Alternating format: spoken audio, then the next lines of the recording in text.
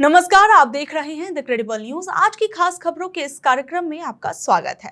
आज हम अपनी इन खबरों में जानेंगे मुस्लिम आबादी पर क्या बोले अमित शाह, क्यों सस्पेंड हुआ अखिलेश यादव का फेसबुक अकाउंट, अफगानी मंत्री के महिला पत्रकारों की एंट्री रोक लगाने पर क्यों गुस्साई प्रियंका गांधी, कांग्रेस प्रदेश अध्यक्ष अजय राय को पुलिस ने हिरासत में क्यों लिया, बिहार में सीट बंटवारे पर क्यों गरमाई सियासत। मुख्य खबरों में जाने से पहले एक नजर कुछ बड़ी हेडलाइंस पर। झांसी की बुंदेलखंड यूनिवर्सिटी में सपा और एबीवीपी कार्यकर्ताओं में हुई मारपीट, 200 लोगों पर दर्ज हुई एफआईआर। अफगान मंत्री की प्रेस कॉन्फ्रेंस में महिला पत्रकारों के बैन पर राहुल ने पीएम मोदी को बताया कमजोर, बोले आप हर भारतीय महिला को धोखा दे रहे। फर्जीवाड़े के आरोप में रिलायंस पावर के सीएफओ अशोक कुमार पाल हुए गिरफ्तार, फर्जी दस्तावेजों को मंजूरी देने का लगा आरोप। अखिलेश का फेसबुक अकाउंट हुआ सस्पेंड, सपा ने कहा अघोषित इमरजेंसी, 1400 पोस्ट सरकार ने हटवाई। अब वक्त कुछ बड़ी खबरों को परखने का। मुस्लिम आबादी पर क्या बोले अमित शाह। दिल्ली के एक कार्यक्रम के दौरान केंद्रीय गृह मंत्री अमित शाह ने कहा था कि देश की मुस्लिम आबादी में 24.6% की वृद्धि दर्ज की गई है, जबकि हिंदू आबादी 4.5% कम हुई। उन्होंने कहा कि ये वृद्धि प्रजनन दर के कारण नहीं, बल्कि पाकिस्तान और बांग्लादेश में हुई घुसपैठ इसका मुख्य कारण है। शाह ने यह भी कहा कि अगर देश का विभाजन धर्म के आधार पर ना हुआ होता तो धर्म आधारित जनगणना की आवश्यकता ही नहीं पड़ती। वहीं अब अमित शाह के इस बयान के बाद उन्हें काफी ज्यादा ट्रोल किया जा रहा है। कुछ समय पहले अमित शाह ने एक पोस्ट किया था जिसे बाद में उन्होंने बदला और अब मोहम्मद जुबैर उन्होंने उनके इस पोस्ट को फिर एक बार कोट करते हुए ये बताया कि किस तरीके से अमित शाह के दिए गए आंकड़ों में कुछ गड़बड़ियां हैं। अमित शाह के 10 अक्टूबर को किए गए पोस्ट में जिसमें उन्होंने कुछ सुधार किया था, उस पोस्ट के अंदर लिखा हुआ था कि आजादी के बाद हुई जनगणनाओं में 1951 में हिंदू 84%, मुस्लिम 9.8%, 1971 में हिंदू 82%, मुस्लिम 11% थे, 1991 में हिंदू 81%, मुस्लिम 12.21% थे, 2011 में हिंदू 69%, मुस्लिम 14.2%। भारत में मुस्लिम आबादी 24.6% हो गई। ये बात अमित शाह ने अपने पोस्ट के अंदर की। वहीं जुबैर जो फैक्ट चेकर हैं, उन्होंने उनकी उस पोस्ट को रिपोस्ट करते हुए लिखा कि भारत में आजादी के बाद हुई जनगणनाओं में 1951 में हिंदू 30.4 करोड़ थे, मुस्लिम 3.4 करोड़, 2001 में हिंदू 82.8 करोड़ थे, मुस्लिम 13.8 करोड़ थे, 2011 में हिंदू 96.6 करोड़ थे और मुस्लिम 17.2 करोड़ थे। 2001 से 2011 में हिंदू आबादी 13.8 करोड़ बढ़ी थी और मुस्लिम आबादी 3.4 करोड़ बढ़ी थी। आपके डिलीट किए हुए ट्वीट में आपने कहा था कि भारत में मुस्लिम आबादी अब 24.6% हो गई है। मतलब जो 2014 में 15 से 16% थी, वो भाजपा सरकार यानी 11 साल के राज में 24.6% हो गई है। और इसका कारण आप वृद्धि और घुसपैठ बता रहे हैं, तो भाई सरकार किसकी थी? 11 साल तक गृह मंत्री क्या कर रहे थे? तो यानी आप समझ सकते हैं कि मोहम्मद जुबैर ने अमित शाह के दिए गए आंकड़ों पर उन्हीं को घेरते हुए कहा कि मुस्लिम आबादी आखिर में आपके अनुसार अगर बढ़ी है तो वो आपके काल में ही ज्यादा बढ़ी है। क्यों सस्पेंड हुआ अखिलेश यादव का फेसबुक अकाउंट। समाजवादी पार्टी के मुखिया अखिलेश यादव का 85 लाख फॉलोअर्स वाला ऑफिशियल फेसबुक पेज कल देर रात अचानक से सस्पेंड हो गया, लेकिन करीब 15 घंटे बाद वो आज सुबह फिर से एक्टिव हो गया। इस घटना पर सपा नेताओं ने तीखी प्रतिक्रिया देते हुए लोकतंत्र पर इसे हमला बताया और बीजेपी की साजिश बताया।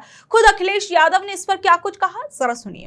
मुझे जानकारी बाद में मिली कि हमारा अकाउंट ब्लॉक कर दिया गया, सस्पेंड कर दिया गया, और जो आप लोगों के माध्यम से जानकारी मिली और जो आज कागज पे मुझे जानकारी मिल रही है कि उस पे कुछ ऑब्जेक्शंस था, और जो ऑब्जेक्शंस ये दिए गए कि adult sexual exploitation and violence की शिकायत है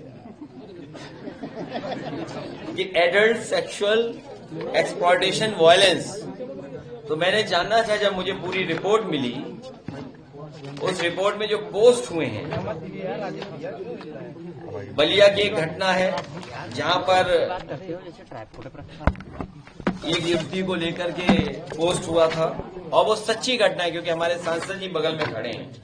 और सबसे महत्वपूर्ण एक और है, एक पत्रकार की हत्या, उसको लेकर के जो ट्वीट किया था मैंने, उसमें जो लिखा था मैंने, वो ये लिखा था कि एक पत्रकार की हत्या, पत्रकार पर दबाव बनाना पत्रकार को महीना बांधना, पत्रकारों पर एफआईआर कराना, कितना दबाव है यार पीछे से। पत्रकारों को निर्वस्त्र करके मारना, और ये आप जानते हो किस जिले की घटना है। चलो, ट्राइपॉड पर लगाया पत्रकारों को अवांछित पे पाबंद कराना, भाजपा राज्य में मीडिया के मनोबल के इनकाउंटर का हर हथकंडा अपनाया जा रहा है, तो इसमें क्या गलत है।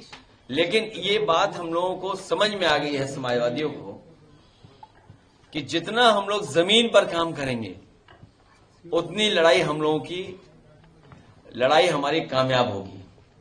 इसलिए जमीन पर ही हम लोग संघर्ष करेंगे और जमीन पर ही जनता को जागरूक करने का काम करेंगे।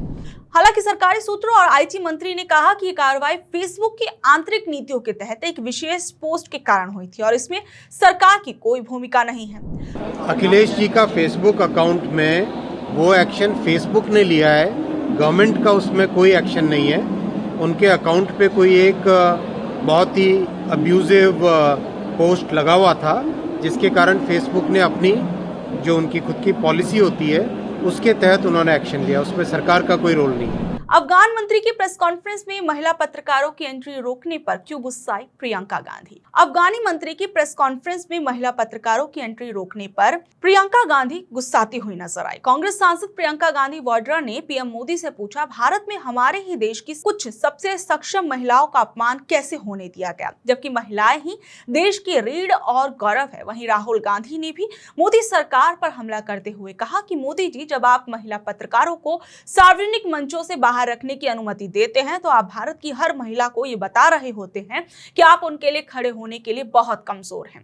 वहीं हमारे देश में महिलाओं को हर क्षेत्र में समान भागीदारी का अधिकार है। इस तरह के भेदभाव पर आपकी चुप्पी नारी शक्ति पर आपके नारों के खोखलेपन को उजागर करती है। वहीं विवाद बढ़ने पर भारत के विदेश मंत्रालय ने कहा कि अफगानिस्तान के विदेश मंत्री की प्रेस कॉन्फ्रेंस में उनका कोई रोल नहीं था, न ही उनकी तरफ से पत्रकारों को बुलाया गया था। ये प्रेस कॉन्फ्रेंस अफगानी एम्बेसी में हुई थी। विदेश मंत्रालय ने कहा कि जब अफगानिस्तानी मंत्री दिल्ली आए तो मुंबई स्थित अफगानिस्तान के काउंसिल जनरल ने ही 10 अक्टूबर को चुनिंदा पत्रकारों को निमंत्रण भेजा और अफगान दूतावास भारत सरकार के अधिकार क्षेत्र में नहीं आता। बता दें कि अफगानी विदेश मंत्री 9 से 16 अक्टूबर तक भारत के दौरे पर हैं। उन्होंने शुक्रवार को भारत के विदेश मंत्री एस जयशंकर के साथ द्विपक्षीय वार्ता की। दोनों मंत्रियों की मीटिंग के बाद कोई ज्वाइंट प्रेस कॉन्फ्रेंस नहीं हुई थी। अफगानी मंत्री ने अकेले अफगानिस्तान के दूतावास से मीडिया से बातचीत की। हालांकि इस प्रेस कॉन्फ्रेंस में केवल चुनिंदा पुरुष पत्रकार और अफगान दूतावास के अधिकारी ही शामिल हुए। प्रेस कॉन्फ्रेंस में एक भी महिला पत्रकार शामिल नहीं हुई। कई महिला पत्रकारों ने सोशल मीडिया पर दावा किया कि उन्हें एंट्री ही नहीं दी गई थी। मीडिया रिपोर्ट्स के मुताबिक मुत्ताकी के साथ आए तालिबान के अधिकारियों ने तय किया कि प्रेस कॉन्फ्रेंस में कौन शामिल होगा। फिलहाल ये साफ नहीं कि तालिबान ने भारत को पहले बताया था या नहीं, वो महिला पत्रकारों को अपनी प्रेस कॉन्फ्रेंस में बुलाएंगे या नहीं। वहीं अफगानिस्तान के विदेश मंत्री आमिर खान मुत्तकी आज देवबंद पहुंचे और इस दौरान उन्होंने क्या कुछ कहा, जरा सुनिए। हमारा और हिंदुस्तान के दरमियान ताल्लुकात और भी बढ़ जाए और उम्मीद है ऐसा जो मजालिस हमारा हुआ है दिल्ली में, तो उसे लगता है कि आइंदा हमारा और आपका बहुत रोशन है। उम्मीद है कि आना जाना ज़्यादा हो जाए और काबुल में भी आपका सफारत बढ़ता है और काम ज़्यादा करता है और दिल्ली में भी हमारा सफारत इंशाल्लाह कामों में और भी अच्छा होता है। हम यहाँ पे नया डिप्लोमेट भेज रहा हूँ, तो अल्हम्दुलिल्लाह ताल्लुकात बहुत अच्छा है। तो उम्मीद है कि आइंदा आना जाना इससे भी ज़्यादा हो जाए। कांग्रेस नेता अजय राय को पुलिस ने हिरासत में क्यों लिया। रायबरेली के फतेहपुर में दलित हरिओम वाल्मीकि की पीट कर हत्या के मामले में मुख्य आरोपी समेत 12 लोगों को गिरफ्तार कर लिया गया है। वहीं इसके बाद उत्तर प्रदेश की राजनीति गरमाई हुई है। सत्तारूढ़ भाजपा पीड़ित परिवारों के साथ होने का दावा कर रही है। वहीं कांग्रेस और समाजवादी पार्टी भी इस मुद्दे पर योगी सरकार को घेरने में जुट गए हैं। इसी क्रम में यूपी कांग्रेस कमेटी के अध्यक्ष अजय राय, सांसद राकेश राठौर और पूर्व मंत्री नसीमुद्दीन सिद्दीकी शनिवार को हरिओम वाल्मीकि के गांव जाकर परिवार को आर्थिक मदद देना चाहते थे, लेकिन पुलिस ने उन्हें रोककर गिरफ्तार कर लिया और पुलिस लाइन ले गई। गिरफ्तारी के बाद अजय राय ने भाजपा पर दलितों से नफरत करने का आरोप लगाया और कहा कि हरिओम की हत्या इसलिए हुई क्योंकि वो दलित था और उन्होंने दावा किया कि योगी सरकार अन्य जिलों में भी कांग्रेस नेताओं को फतेहपुर जाने से रोक रही है। हरिओम वाल्मीकि की जिस तरीके से हत्या कर दी गई थी, उसके घर हम जा रहे थे और उनका आर्थिक सहयोग करने, जो एक उसको जाने से रोका गया और गिरफ्तार करके पुलिस लाइन में लाके बैठाया गया है और तरीके से प्रताड़ित किया जा रहा है। मैं समझता हूँ कि ये दलित का अपमान है। दलित की मदद करने हम जा रहे थे, उसको रोका जा रहा था। हम निश्चित तौर से उसकी मदद करेंगे और उसके साथ। बिहार में सीट बंटवारे पर क्यों गरमाई सियासत? एक तरफ ये कहा जा रहा है कि बिहार विधानसभा चुनाव 2025 के लिए एनडीए में सीट बंटवारे को लेकर सहमति बन गई है और जल्द ही इसकी औपचारिक घोषणा होने वाली है। एनडीए में शामिल दल बीजेपी, जेडीयू, एलजेपी, हम और आरएलएसपी के बीच समझौता हो चुका है, लेकिन वहीं दूसरी ओर उपेंद्र कुशवाहा जैसे नेता जो कि राष्ट्रीय लोक मोर्चा प्रमुख हैं, वो कह रहे हैं कि एनडीए में सीटों के बंटवारे पर कहा कि अभी जो ये बातचीत है वो पूरी नहीं हो पाई है। उन्होंने उन खबरों को गलत बताया जिसमें कहा जा रहा है कि सीटों पर सहमति बन गई है। उन्होंने कहा कि बातचीत का अगला दौर दिल्ली में होगा। इस दौरान उन्होंने क्या कुछ कहा, जरा सुनिए। मीडिया में जो खबर दिखाई जा रही है, गठबंधन में एनडीए में बातचीत पर अंतिम सहमति बन गई, यह खबर जो दिखाई जा रही है, मेरी पार्टी के खाता में भी कुछ सीट बताई जा रही है, यह सही नहीं है। अभी तक बातचीत पूरे तौर पे समाप्त नहीं है, बातचीत का दौर जारी है।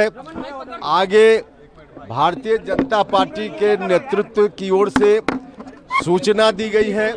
उस सूचना के आधार पे, उस बुलावे के आधार पे हम दिल्ली जा रहे हैं और दिल्ली में ही अब बातचीत होगी।